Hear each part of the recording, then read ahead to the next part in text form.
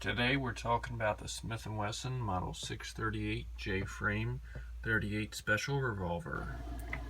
Alright, so the Smith Wesson Bodyguard, now known as the Smith Wesson 638, chambered in 38 Special plus P. They feature an alloy frame with a steel barrel and steel cylinder. Alloy, for my take, is a little bit nicer than the current current Bodyguard and pistols like the LCR, because they feature polymer in them, which nothing wrong with that, but for somebody old school, having an all metal frame on a revolver is just a nice touch. The 638s feature a shrouded hammer compared to most revolvers, which either have an internal hammer or a full-size unshrouded hammer. Makes it a little bit easier for pocket carry or drawing, because you don't have to worry about a hammer catching on your clothes or inside your pocket, something like that. Also makes it that you could, along with an internal hammer revolver, if the need arose, fire it from within inside your pocket. It's kind of the best of both worlds, because there's many schools of thought on how you should fire a double action revolver, whether it be by pulling back the hammer and then firing, or just pulling the trigger and firing, and this kind of covers all your bases, so it's a real nice feature to have on a small pocket revolver.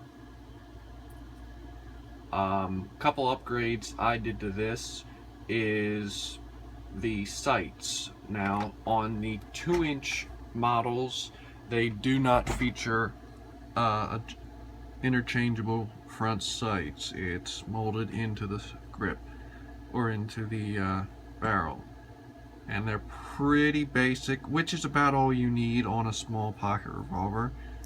About all you get for the majority of the revolvers you're gonna find. But one upgrade I did was I painted the front blade red, which was a very easy to do. Took about 10 minutes. Just put a coat of white and then a coat of red paint on there. For about $2 you can do it, and it provides a huge upgrade to your sights. I don't know if you can see there how it looks, but it's a huge upgrade. One of the other things I did was I put a strip of grip tape on the back strap. You can see there, just a thin little strip. It helps with your grip a little bit, especially if your hands are sweaty or wet for whatever reason. I also changed out the grips on this. These are the DeSantis clip grips, and they're about the same style as what comes on the gun when you purchase it. The one big difference is they feature a grip, a little clip thing that can clip onto your waistband, clip onto your belt while you're carrying it, enabling you to carry it clipped inside your waistband on your belt without having to have a full-size holster. Now, the reason for that is when you're carrying something this small, something that can fit in the palm of your hand, carrying a full-size holster such as this is a DeSantis inside the waistband holster, very good holster, and it holds the gun quite nicely, and for some it might work well, but it adds a lot of bulk to the gun. As you can see, you know, you're adding a lot of bulk to the gun. So for concealability, it's gonna make it, I mean, you're still gonna easily be able to conceal it, but especially inside the waistband, it's gonna be a little less comfortable.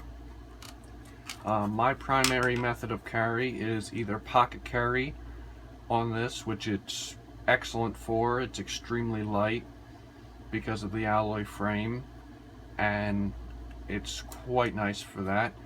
And if I do that, I'll use, now this is just a cheap Uncle Mike's pocket holster, and it's excellent for pocket carry. Now if I were to carry it sometimes tucked in my waistband, I would take it just like this. I would leave the pocket sleeve on, only because it keeps the gun from getting dirt and grime into it, and for those that like to protect their guns, it does kind of keep the gun protected a little bit from maybe your belt or whatever nicking it. You know, not that important, but for people that like to take care of their guns, having something over it is nice.